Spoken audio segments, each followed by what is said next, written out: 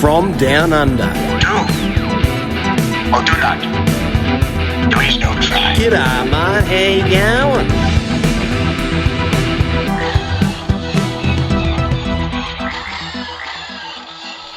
G'day and welcome to Fantha Tracks Radio's The Fantha from Down Under. I'm your host Adam O'Brien, and tonight we are joined by Mark Hurliman of Star Wars Beyond the Films and the Star Wars Report, here to chat a little bit of Star Wars on the show. Now, before we go any further, here's how you can contact Fantha Tracks and the Fantha from Down Under. G'day, how you going? This is how you can catch me on the web. That's right, your host, Adam O'Brien, the Fantha from Down Under. You can catch it Obi Pop Culture on both Twitter and Instagram. You can also catch me on the one, the only Fandom Podcast Network's Lethal Mullet Podcast. But check out Fantha Tracks itself. Check it out at fanthatracks.com. All your Star Wars news in one single file.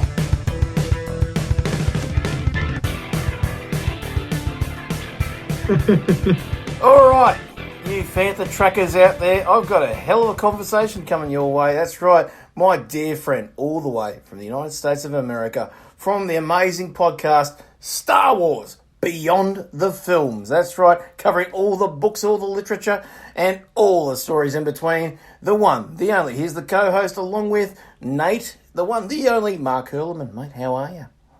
Hey, greetings from the Rogue Valley. It's always fun to be on. It's always fun to find out what time difference we're going to be at, too. Like, you're like, it's not my time. I'm like, are you in yesterday or are you in tomorrow? It is confusing and the maths goes over my head, I tell you what. But I have to say, we've been talking a little bit off air just to warm up with a little bit of Star Trek chat, but I think it leads into something we're going to talk about soon anyway. So we're talking about, obviously, characters that have been expanded upon, cloned. And one of those was, of course, Thomas Riker. Riker. You know? Mr. T. That's right. Well, and I mean, that's a great story arc, as we were saying, of the character, the relationship between Diana and him, and when he gets back to the Enterprise, and for him, it's like that Han Solo moment where he's been trying to get to Kara. She shows up, and they have the conversation, and for him, it's, I can't wait to get back. We can pick up where we left off. And she's like, that ship sailed, man. We rode that right into the Bermuda Triangle, and we parked it on a reef. Like, that boat's never going to come afloat. It's an interesting time, as some of these characters, no doubt, are going to be coming back in the new CBS series. We've got, obviously, Star Trek Discovery doing great, and I think Anson Mount coming into the show has been a bit of fresh air of giving it kind of, I suppose, a little bit of that captaincy that we had from Kirk, or if even a bit more senior, a little bit more straight edge, But he's an explorer. He's a cowboy at the end of the day, considering he came from Hell on Wheels. And got to say, Anson with his podcast follows the Fantha Down Under, so good on you, Anson. Champion, mate. But at the same time, I think one of the great things about it is they're starting to venture out into other shows. Picard, whatever that's going to be called. We're going to now see him grumpy, old, grumpier, older Picard.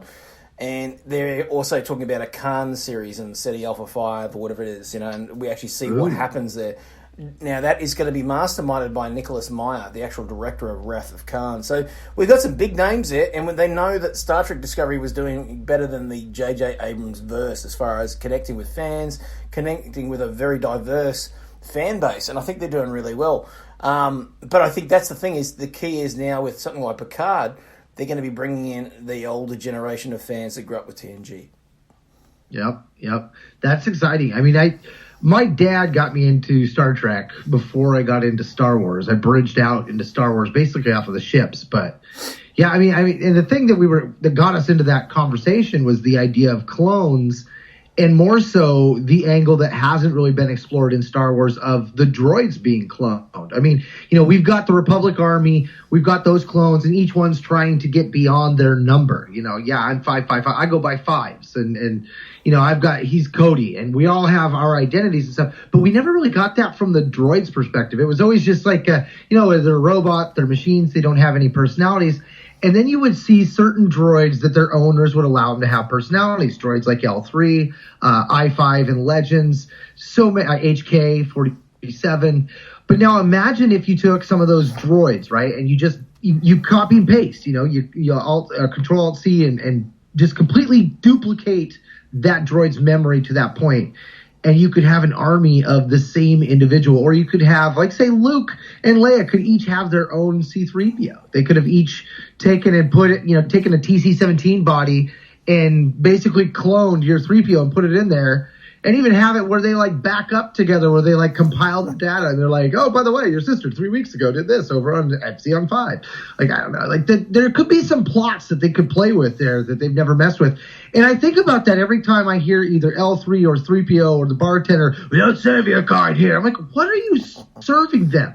An oil bath? I mean, you giving them a plug-in? Like, that's not, how is that serving them? I don't understand. I want to know more, you know, and I think about the fact that, like, IG-88 in Legends was the only droid where we were able to really kind of get a story like that. But even then, it was more of like an assimilation of IG-88 applying its personality to the other droids and taking over and kind of moving from body to body, assimilating everything.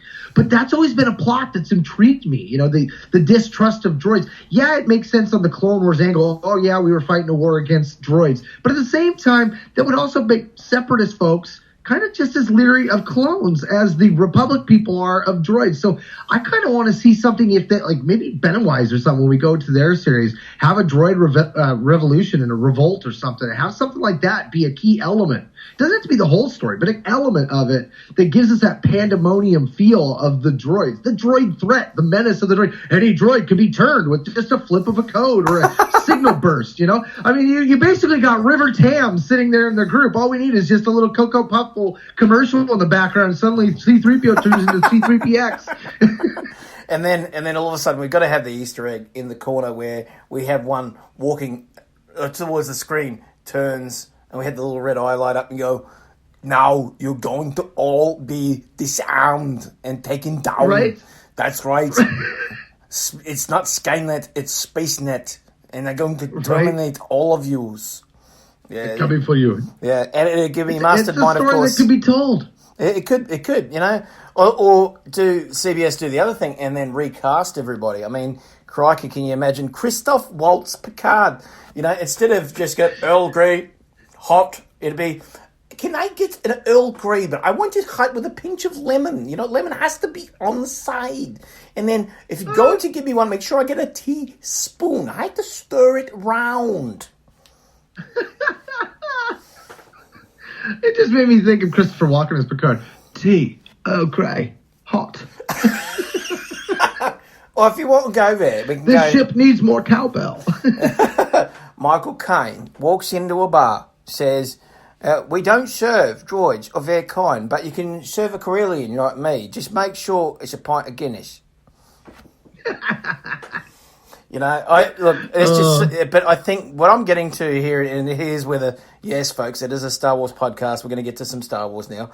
But I think what the actual group of Lucasfilm TV shows that they're putting together is to be the competition to this CBS onslaught of different shows that they're putting out. And I think that is the new platform. This streaming, they realise that DVD, Blu-ray, all those platforms are going to die off in the next 12 to 16 months. And I could already see it out here because we've got a number of big shops closing down already. There's only the big chains left, and even they're dwindling in supply of physical media. Wow. Yeah, it makes sense when you think about your bookshelves and your DVD racks and stuff. I mean, you can't, if you say you collect 50 a year, right? I mean, in 10 years' time, that's a lot of DVDs that you've got to be storing. Oh, yeah. Plus, some of them are the 3-packs where you get the Blu-ray, the DVD, and the digital copy, and you find you're watching it on digital more often anyway. You're like, it's probably time to make the switch. I know I was reluctant to do that switch, but the ease of being able to access that information from multiple places is great, which gets back to the conversation that we were having before we started recording of, you know, when the Millennium Falcon parks on Cloud City, if Lando was to be going in and pulling L3's memory and stuff or copying it, I mean, you know, the sky's the limit there. Like, there's some good gravy, man. I don't know. Like, you were talking about that. I got my mind racing ahead. And I'm just like, dude, how cool would it be to take And you create these characters, these droid characters that are basically immortal, right? As long as they avoid the brain wiping. And they could be leading like little personality data dumps in places and stuff, having backup bodies. I mean, think about it from the C-3PX standpoint or the IG-88, you know? I mean, you go on a mission and you've got, like IG-88 is a perfect example. Like, you have other IG-88 model bodies there. He goes on a mission, he dies, he silo and re-uploads into another one of his bodies, and he's right back at it again. I mean, there's some good stuff that they could do in that regard. And doing it in a TV show, you know, it's the sky's the limit. But what I find interesting is when it comes to the books and stuff right now, they're leaning really hard on their core cast members. You know, your Luke, your Han, your Leia, and stuff like that. And they're very reluctant to create new characters. They have. You've got your Ray Sloan, you've got your Dr. Aphra, but they're the few and far. And really, when you're going on this TV stuff, unless you're going to bring in characters, you know, like a young Han Solo and have Alden do it and stuff, and have Donald Glover in there as young Lando, unless you're having those actors come in and portray it, I don't see them using those casts. So I see them doing what they should also be doing in the comics and the books, creating all new characters and all new eras and stuff, which has always been a brilliant thing when you think about what Dark Horse Comic did with the books and comics and stuff, how they set the legacy way out 140 years into the future, and they went to KOTOR, you know, thousands of years in the past, and it was just wide open playground.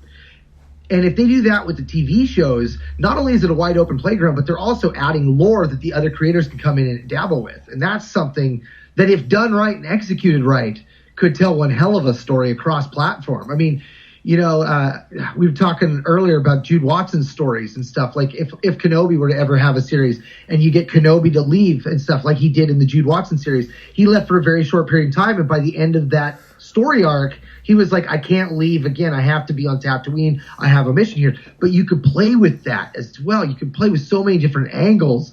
Man, that's what just gets me excited. And having them play off of it. Because even the Jude Watson series, that's 3, almost 4 little kids books series that all play off each other. The first one was Qui-Gon picking Obi-Wan as his master. The second one was Obi-Wan trying to figure out how to be Anakin's master. And then the last one is Obi-Wan and Ferris, a Padawan that was raised alongside Anakin, a failed Padawan no less, and it was all about his rise. And he basically, by the end of that story, he becomes the Obi-Wan to Leia as Obi-Wan is to Luke. He's watching over Leia on Alderaan, which is a great conclusion to that story, man. Spoiler warning, by the way. You know, it's a great way to really, you know, spread things out and add, I think, narrative, obviously. And I think, to me, needs to be new characters and new locations. I mean, we can go back to some of those great vistas that we've seen in the past, but the whole point is, if you're going to do something, you may as well go new. I think that's one thing that I loved about the prequels. It was all fairly new places. We went back to Tatooine once or twice, you know. But I think that's what I want to see from those, because to branch out, you really need to hit those sort of, you know, points. And also to bring in new, I think, fans as well. Because, I mean, that's the whole thing at the end of the day. It is a business. They need to make money. But what's a good Kenobi story for me is to look back at the 1970s. Now, this is half a joke, half not, because I actually think it's a damn good idea, is to go and raid Michael Caine's back catalogue for plots. And one of those is Get Kenobi. Get Kenobi. Get Carter. Get Kenobi. Because okay. Now, that's actually not a bad idea, because we've got bounty hunters in his past, Mandalorians in his past, so many different ghosts or skeletons in the closet, if you'd say, who can come out and find out that he's hiding off, just like Maul found him on Tatooine. Oh, Ahsoka would be prime. I mean, she's got a relationship with him. I mean, think about all those old legend stories where, you know, the Jedi that had closeness to him, they would focus on him. They'd kind of like slowly be able to home in on each other. That would be a great thing to bring Ahsoka in too.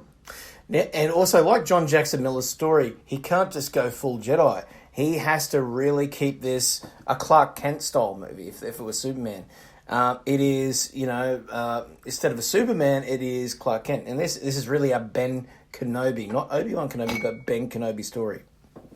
Yeah.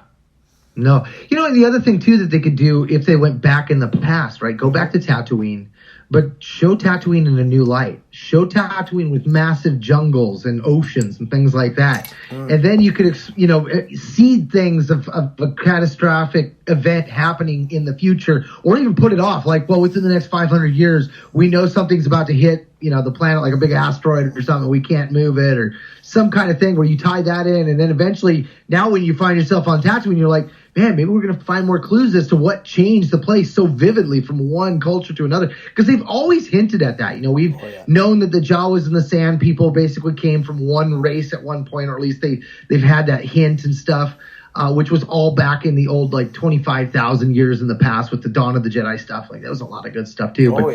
See, that's what I like about going in the past versus the future. Is like, you go far enough back, you can do exactly that. You can take Alderaan and wipe it out, make it desolate, and have it where no one's living on it for 500 years, and then they recolonize the planet, and that's the Alderaan that we see later. That's why it's such a beacon of the People's Republic kind of thing, because they did it right.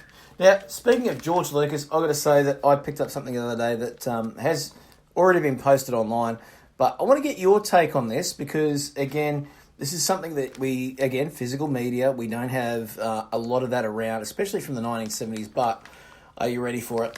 The original LP, American Graffiti. Ooh, hot damn. Nice.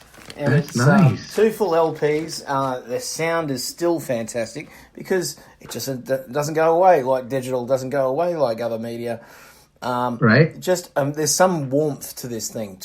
Double-sided LP. Bring it on. American Graffiti. Classic.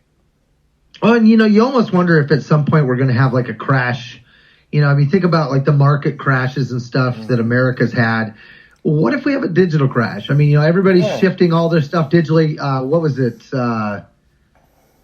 One of the new ones just closed their thing, and I'm able to save all. I think it was Paramount or something like that was closing theirs, and I was able to save all those movies through Vudu because they're like, well, don't unsubscribe us. But it's like, what if they shut down? If all these internet companies shut down, then your digital stuff is gone. You don't have nothing. Yeah, that's right. And that, at some point, that could be the next big crash for people. Be the Ready Player One. When you lose your beep, you really lose your beep. But if they do, technically they should be refunding all of us. Right?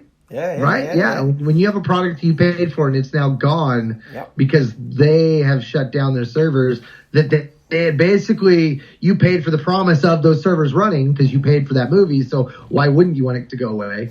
A perfect example. They're probably like, it's like when you're in the restaurant, you get that cup, and it's all you can drink till you leave the store. Well, you left the store. No, I didn't. I was sitting in my house. A perfect example is some 80s movies which never really got released out here. I think maybe VHS, but no digital, no Blu-ray, no DVD. And we're talking about Ice Pirates, Now that movie is a classic science fiction movie and comedy. And it wasn't until the advent of Netflix until we actually saw it. And God, it's a good movie. It's brilliant. But it just shows you, if Netflix goes down, again, another one that we can never watch again. Right. Well, Nate was pointing out to me, I guess, that 3D, The Last Jedi and Solo in 3D, you could get them. I can't. It's a worldwide one where everybody can get worldwide, but I guess the American region is locked down. I'm like, what the? I have never understood the point of making region locks and stuff like that. It doesn't make any sense. Make it universal. It seems so greedy. It does. It's distributors. Australian distributors are some of the worst in the world. And I'm going to say that again. Australian distributors are some of the worst in the world because of the delay in things. And again, it's the greed of getting the right licenses. It is a lot of, I suppose, copyright that they've got to get right to go into our area because it's Australasia. It's not just UK market, Japan or US or vice versa, any of those markets. But the problem is they don't do it promptly and they do it when the deal suits them, I personally think. And so we've got John Wick for a great example. John Wick, number 2, comes out in whatever it was, February of that year. We didn't get to see it till about October. Wow. So the movie's spoiled for us. So that's the biggest problem with a lot of these is that it gets spoiled straight away. Big props to CBS, though, for giving us Discovery straight away once it came out. So big props to them. And Lucasfilm, perhaps you could work that with maybe Star Wars TV shows, because the delay of Rebels, the delay of Resistance, things like that. That's one of the reasons I'm not watching Resistance, is because there's no good platform here. Even when they've done free to air here, it's hard to get. Wow, that's brutal. And that is something that I do recall. Even back in the late 90s, that Australians, you guys have always had that issue, even with books and stuff. You get them late. And it really sucks in a digital age where everything is right here, a couple keystrokes away, and you're blocked by a code. That is such horse patootie. yeah, it's poodoo. I mean, there's no getting around it. I mean, that's the one thing. And then, at times, I'm somebody that walks every day. I walk at least 2 to 3 kilometres a day. As part of my cardio. And one of the things I do is I put the old headphones on and I do the digital media. I've been calming that down and getting back into classic literature, like Hitchhikers, things like that. Or even, I'm even going past that and going into the memoirs of Mr. Chan, Jackie Chan, which is a great story too. Brilliant. And of course going through the classics, because to me they're just like Star Wars, Project A, etc., like that. But one of the great things about it is that we own those as they are. Like any of those digital platforms, Audible, I think the productions are fantastic, and what they do on such a massive database to get that information out there is brilliant. Like, I wouldn't have the NPRs if it wasn't for those guys, and that's the great thing about it. But if that ever went down, we lose everything. Yeah, we're poised for a crash of some form. And you think about, we've got issues with topics, right? A topic comes up and we become factionalized. The next thing you know, you got your haters, you got your trolls, you got your far left, your far right. And it's the trolls that, I see trolls as a two-topic word, right? I mean, there are different types of trolls. My mom is a troll. But my mom is not the under the bridge, hulking, I'll beat the hell out of you troll. My mom's the type that throws the net and fishes and waits for somebody to take a bite kind of troll. Yeah. She's looking to get into an intellectual argument kind of thing. Trolling people like that, which is, like, it's a different thing. But when you get them ugly trolls, the ones that are just looking to hurt people, hurt things, lash out and be vicious and violent and mean, those are the ones that take and twist everything and make the world such a more negative place, man. I just can't do it. Can't we all just get along, bro? I don't mind if something's constructive, because you can learn from it yourself and they can learn from you. But yeah, you're right. There's a certain amount of negativity. It's not just in fandom, but it's in the world at large. Like I work in customer service, and one of the big things of customer service is, the customer is always right. Unfortunately, for people like that come through, that's not right at all. Especially in the food industry. So, at the end of the day, fairness across the board is something that would really do the world proud, and opening up a more diverse amount of ways people can do that. And I think that's the thing. Diversity is key to everything. And I think, in the world, and not just fandom, I'm talking about everyday life, it helps, and it makes people happier. I think if we're all happy, we get along. What's the old saying? If every day is a sunny day, what's a sunny day? Yeah. Now, we've got a chat, of course. This is one thing we do every time we're on, about the future of Star Wars. And the next one, of course, is Episode 9. But we don't have a title. And I remember seeing a tweet yesterday, and it's not somebody that I follow, it just came up in the feed, and it said that even Kathleen Kennedy doesn't know the title of the thing. It's like they don't have a title yet. JJ even said doesn't have a title yet. So we know that's still being worked on by the sound of it, but also we don't have a trailer yet. So I would say Celebration's going to have some whiz-bang huge trailer. So I mean, I want to say that that's going to be the case, but I want to say when it came to the last one, Celebration didn't. I could see them dropping a title as Celebration and then giving us a trailer at like San Diego Comic-Con or New York Comic-Con or maybe Dragon Con, something closer into August. Like, I mean, I would love to see a trailer, a teaser one. Think about, You know, and on one hand, I feel like the rug was pulled out of me when they gave us this trailer. But when the Phantom Menace came out and they had the trailer with the mist and then the Gungans on their little things come walking out, like loping side to side, like, dude, that was the coolest damn teaser ever. And yet when that scene played out, it was kind of very underwhelming. I thought that was going to be such a killer moment because the trailer teased it so well. But I think that if they did something like that, gave us like a little quick 30-second teaser.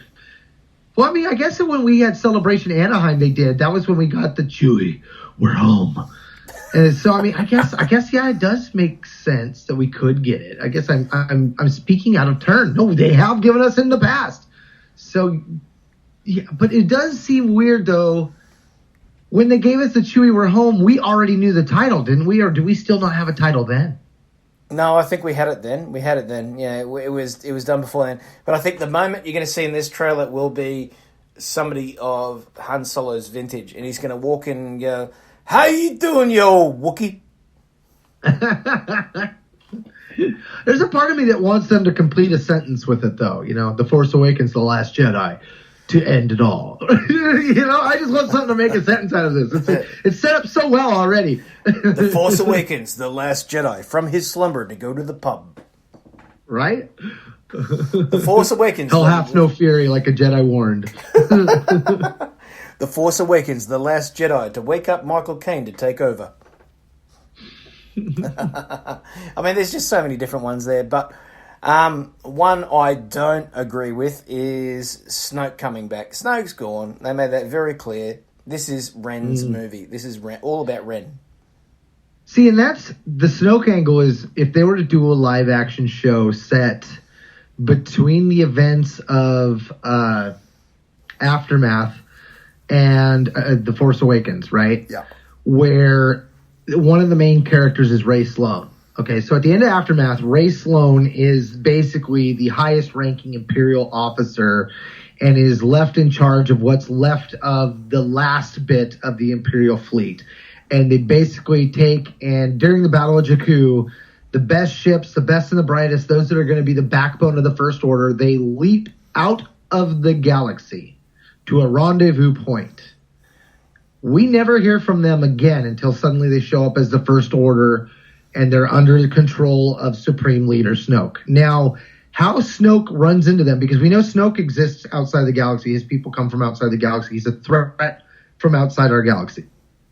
When he shows up to the First Order, how he makes that first contact, how he ends up working himself into their good graces, into their structure, and taking over, that's got to be one hell of a story. You know, and then if they decided to play the angle of, well, he managed to find a way to stay alive somehow. I mean, there were other emperors and stuff that found ways to do it. So maybe. I mean, we don't know anything about where he's got his Force knowledge. We know he's a Force user. We know he taps on the dark side. But we don't know if he studied anything really about the Sith, per se. And we don't know about a bunch of other Force traditions out there. So, I mean, like, the sky's open for that. But I keep getting back to, if they told us a story that gave us that transition for the First Order and how he became the leader and how they slowly came in. Because Resistance is kind of doing that.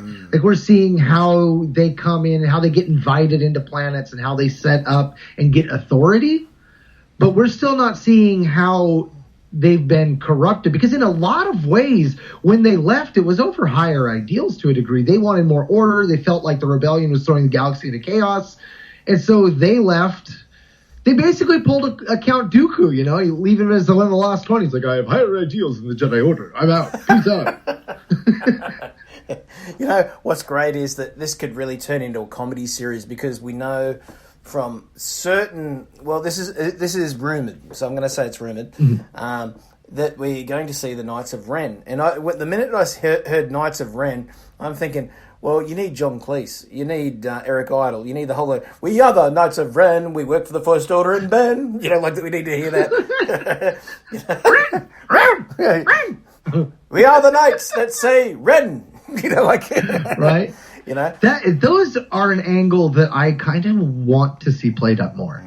And I don't necessarily know if we have to see them all in episode 9. Like, you could give us kind of like the conclusion of the Knights of Ren, and then we can go back and maybe in comic form or TV form or whatever, kind of get that play up. Because I still want to know more about the whole Ben falling. I mean, we've gotten the 2 different perspectives from Luke and from Ben, and we know it was messed up on a family level, right? But let's talk about the galactic level here, okay? Yes. Luke, the last of the Jedi Skywalker, has created a new hope for the galaxy by creating a whole new reign of Jedi at his academy. And then he has a little tiff with his nephew, and he's just going to close up shop. Like, you think about what the Jedi are, protectors of the galaxy, okay? You're making a promise to the people of the galaxy out there that you're going to help reestablish a generation of protectors. And then through your own foibles, you let that all collapse. Like, I hope to God Rey comes and makes a new Jedi Order, because Luke's Jedi Order failed me. And I want to say that the Knights of Ren should have had a big hand in that. And I hope to see that at some day, to find out more and find out how they play into things, because of the fact that, Kylo himself is just a title. He's Kylo Ren, like he's like Darth Vader kind of thing. And we don't really know much about that. There's so much about the dark side and the practitioners right now in canon that hasn't been clearly established, right? Think about the fact that with Legends, we knew that the dark side was the Sith playground. The Sith were more than just a species. They started out as species, and then other Force users came along, took control, interbred with that species. Then other people found their history and started using it, and then it branched out, and then everybody was using. Same thing kind of happened with the Mandalorians, but at a different time frame. I mean, the Mandalorians had happened even earlier than the Sith. The Sith came along later, and then we kind of had the same with the Jedi. But in canon, we don't know any of that. We don't know the origin story of the Sith at all. We don't know if the Sith are strictly the dark side branch of the Jedi Order, the secret shame of the Jedi, that at one point we started dabbling in the dark side, and our Grand Master at the time didn't rein us back, and it created a schism, and now we've got these dark side practitioners out there who are mostly good until they're cutting somebody apart to harness the dark energy. We can let it go. No, we can't. That guy over there is cutting a bomb, damn it. They need to hire Christopher Lambert, and because it really, it's not there can be only one. There can be only 2. Just have those pop up. Look, I think what is interesting to me is the visual aesthetic of the Knights of Ren. There's medieval, for sure, but they all got their own kit. They all get their own, and straight away, I see mercenary. I see guerrilla fighter. I see somebody that is probably a failed student of Luke's who saw more potential in Ben and said, hey, look, this guy's actually wanting to do something. Let's follow him. And he takes away with him 7 men, 7 samurai. I mean, it really is that, there's a vagabond style about these guys. They've all got their own helmets, but I think that's going to tie into the aftermath story of a certain branch of people who went out into the void to find what they could about the dark side. And, of course, that group, like a certain thing called Vader's Saber. Mm-hmm.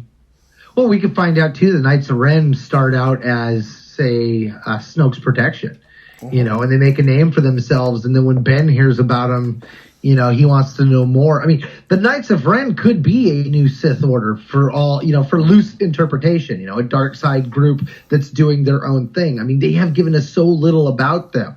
On the same token, they could be a Mandalorian group that are dark side Force users. I mean, how cool would that be?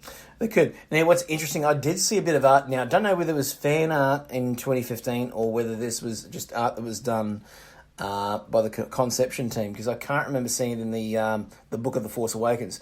But it was the Knights of Ren on a red planet. There was like boulders and stuff around. But then there was this 20-foot statue of a certain Sith Lord that we all know too well, Darth Vader. And these guys were literally, I think, more not praying to it, but marveling at it. And that's an angle too that hasn't been picked up yet. I mean, they sort of did it a little bit, but think about what Timothy Zahn did with the Nagri, right? Yes. Where Vader was considered a hero because he showed up and saved the planet and detoxified the planet. And then later we find out that Vader was the reason why the planet was toxified in the first place. And then he used that to his own, advantage. That'd be something cool. They could play an angle like that too. Oh, yeah. Now, folks, if you haven't checked out fanthatracks.com today, we've just broken some news on there where the team have actually found, through public record, another TV series going to production, and it is going to be in the UK. So we've got the two that have been talked about. Obviously, we've got Mandalorian, which has already been finished filming, so that'll be the first one out of the gate. We have Cassian Andor, and then we have this one, which still doesn't actually have a name. It has a production name, though. And that's what you'll be able to find on fanthatracks.com. We're not going to steal away from that story. Go and actually read it for yourselves, and you'll find a little bit of the background on how these films and TV projects are put out there. Obviously, it has to go in under a name because it's a business as well, so it has to go in there.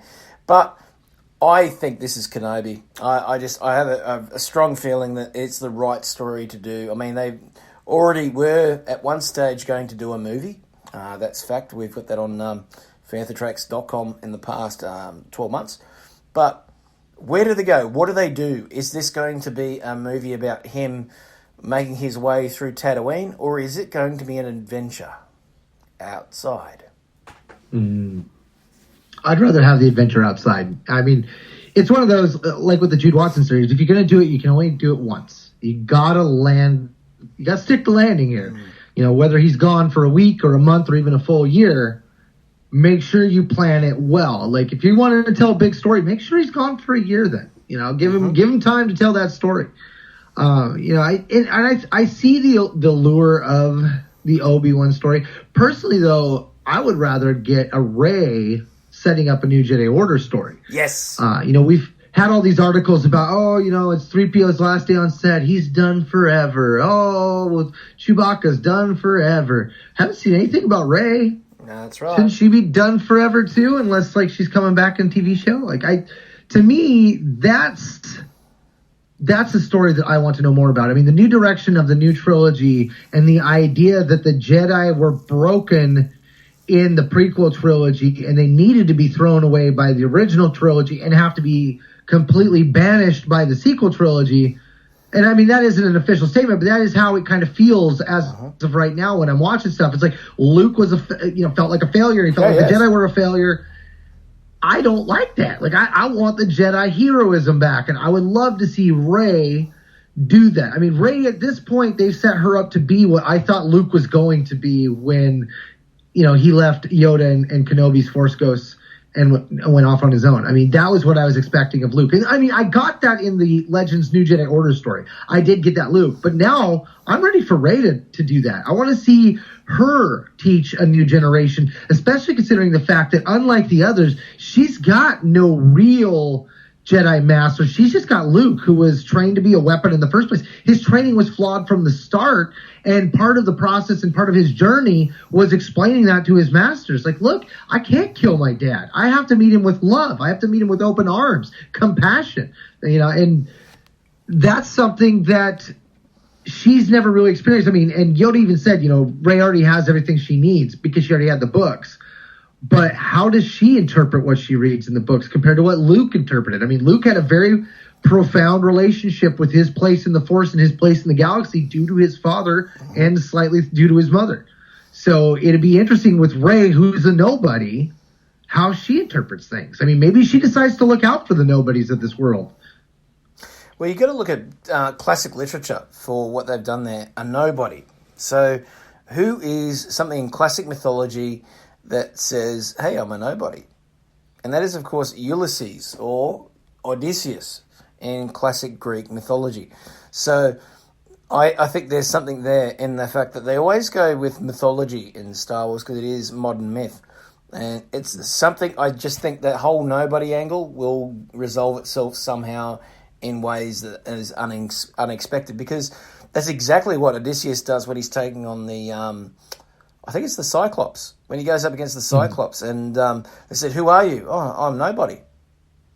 And then later on, when Cyclops is getting destroyed, so he goes, oh, I got hit by nobody. And that's the point, is that he's playing it. It was playing that up, and, to some degree, Odysseus was partly an inspiration for Kenobi in some ways, because Kenobi acts like that. He's somebody that uses his wits. He's powerful force user for sure, But compared to Skywalkers and stuff like that, he's literal middle of the road. He is an adequate Force user, but that's where his strength is: diplomacy, your wit, and thinking outside the box. He is the the plotter, the planner, and somebody that could really get around. It's not something that Qui-Gon could do. That's the difference, and I think that's what we're going to see in this series. Is we're going to see how did he become that guy that lived off the land. How did he become this wizened survivor. He is Mad Max on Tatooine. Yeah, speaking of strength, something that was I was thinking about just now is you see Rey at the end of The Last Jedi, right? And she's lifting those rocks. Yeah. This powerful display of Force use, right? And she's kind of bridged out and opened up. We saw in The Force Awakens when Kylo reached into her mind, she reached back and was able to absorb things from him, right? What's one of the last things that her and Kylo do in that movie? Yeah, they connect, don't they? And what does she do? She uses that strength to literally close it off, doesn't she? She closes the damn door. Yeah, shut that. I mean, I don't know if that was just a Rian Johnson directorial choice of like, okay, we're going to drop the screen and pan away. But if that was her actually using the door to then lock off the opening that Snoke had created on the two, that shows how damn powerful she is. Yeah. And that's just natural. She didn't, no training there. That was just something she did. And think about, the way she picked up all that stuff from Kylo when they had that one-on-one. Well, she was right there in Snoke's face, and he was doing the same thing with her. And he's like, you're a Jedi, and I'm going to destroy you. She could have been gleaming things off of him that she didn't even realize she was gleaming. I kind of almost get the feeling that part of her Force power is a sponge. Kind of like, was it Peter Petrelli in Heroes, where you get next to somebody and they exercise their power, and all of a sudden you're picking up that power too, and now you've got that power in your arsenal. I mean, that would be a killer Force ability for somebody out there. And honestly, if you're going to do it, maybe give it to the nobody. Yeah, that's it, man. Give it to somebody that will surprise you when it comes down to it. And I think that's what is going to make Episode 9 spectacular. Well, one of the other things I want to see is the return of some older ships.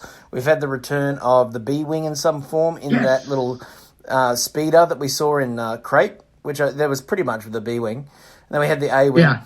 I wanted to see the return of the Y-Wing. Yeah. Yeah, the Y-Wing. I would love to see the Y-Wing beefed up. Yes. Think about the TIE bomber, how it had the extra nacelle basically for the bomb payload. Doing something like that where you have it either up above or down below it or slightly behind it in the top kind of thing. Kind of like how Luke's speeder had that tripod in the top back kind of thing. Has something that drops out of there.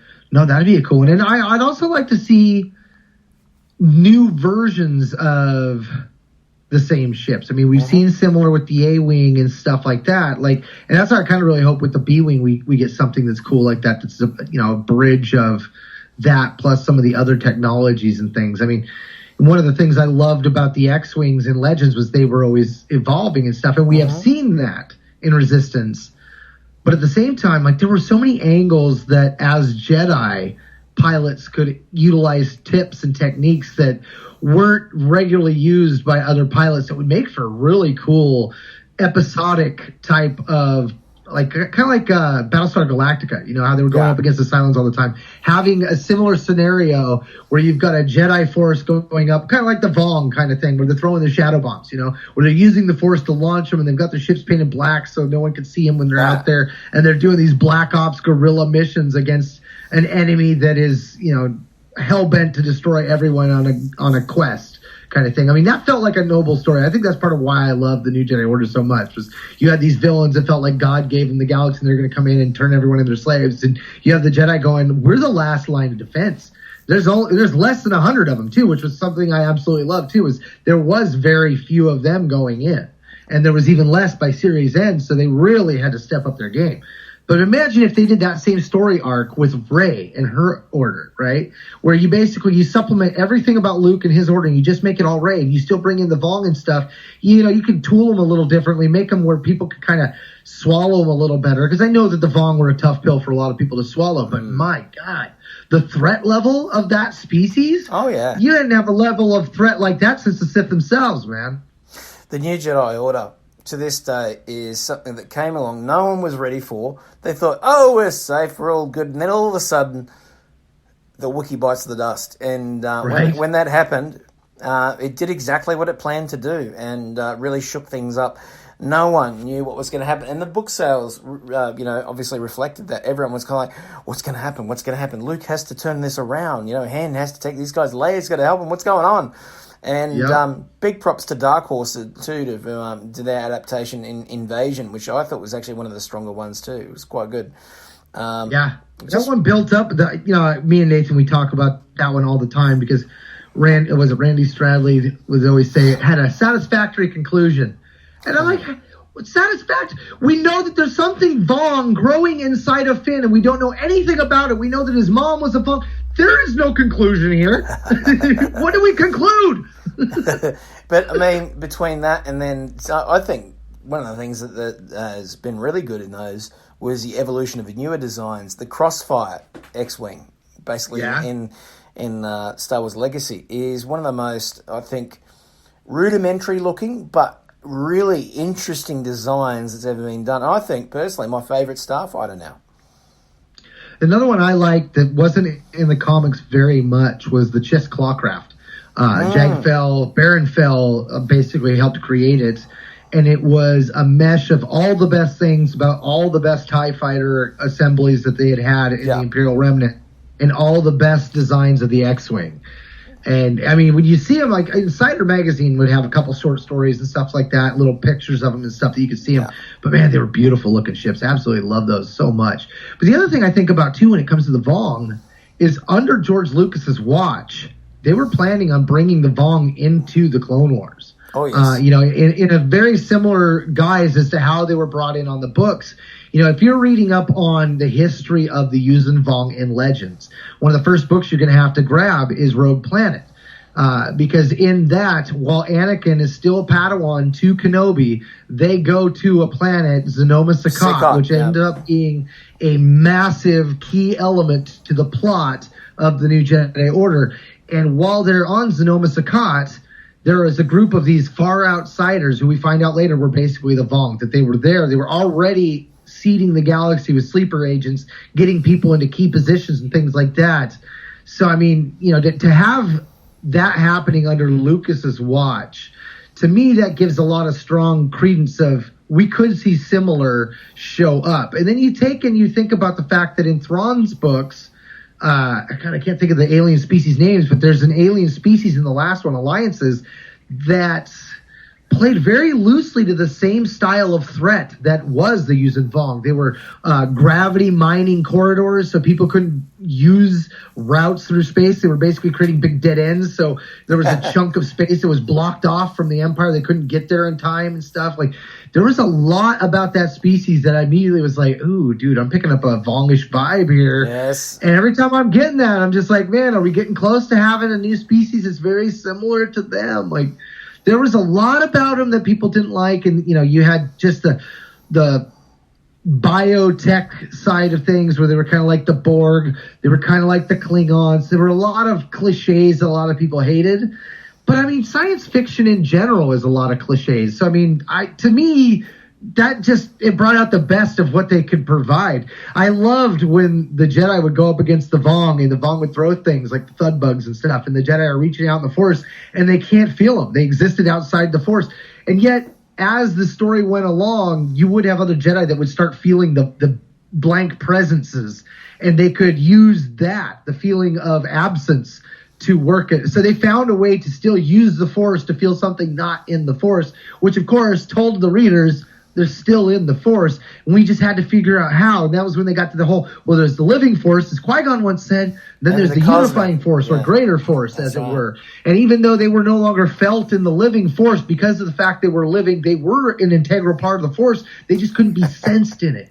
And so they had to start thinking of different ways. It was Anakin Solo and his lambent crystal that really started to break those boundaries. And then Jason Solo with the little heart coral seed that was in him, where they would utilize the living life forms of the Vong, and they would basically create a Vong sense, which to me, it was just the Force, but they were using it through that other style of life and feeling the Force from that angle, because those things existed in the Force, but in a way that wasn't of the Force.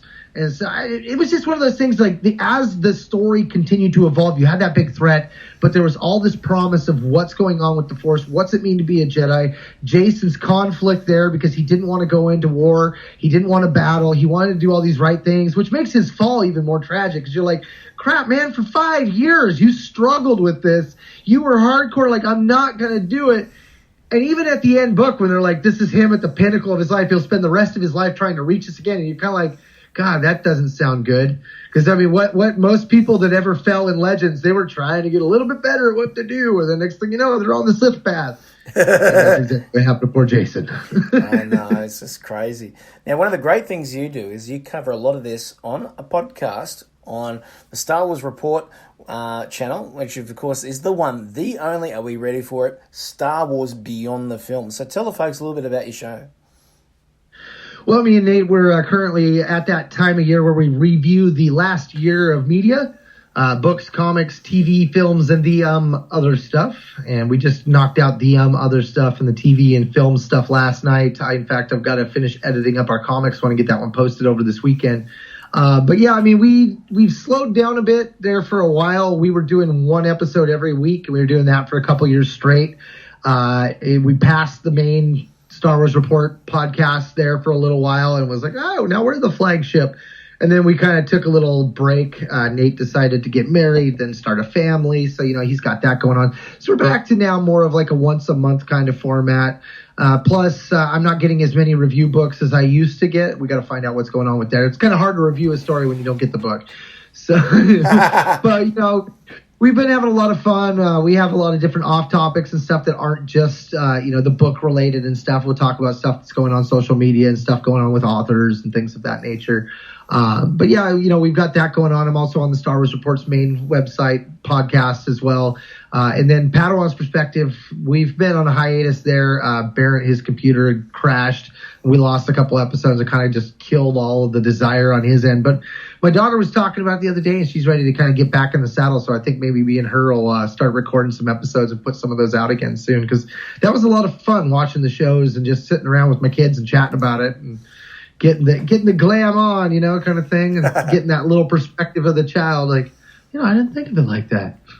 It's good. So many entry points into Star Wars to get their view as well. So it's fantastic. Mm-hmm. So I want to thank you for coming on the show today and for spreading your love of Star Wars, chatting a little bit about what's coming up in Star Wars. But where can the listeners find your show, find you on the web, and get in contact? Well, you can always find the shows at the Star Wars Report website, 2nd Airborne Division of Podcasts at www.starwarsreport.com.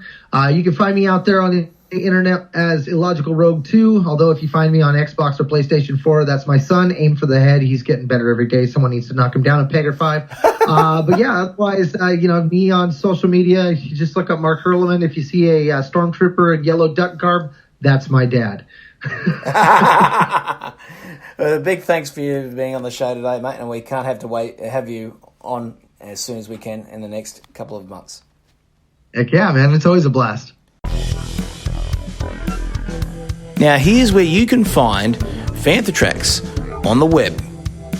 You can find the website Fantha Tracks itself at fanthatracks.com for all your Star Wars news in a single file. You can also catch the flagship show, Making Tracks, hosted by both Mark Newbold and, of course, Dave Tree, on Fantha Tracks Radio, on SoundCloud, iTunes, and, of course, anywhere where good podcasts can be found. You'll be able to find Down Under and Making Tracks also at Spotify now. And be sure to check it out there as well, as you'll find all of our shows now on that platform too. Be sure to check out the YouTube channel of Fantha Tracks as well for all the Star Wars news, reviews, and of course, you'll find the team from all over the world going to events, and you'll see video from those all on the YouTube channel. So go and check it out. Fantha Tracks, all your Star Wars news in a single file.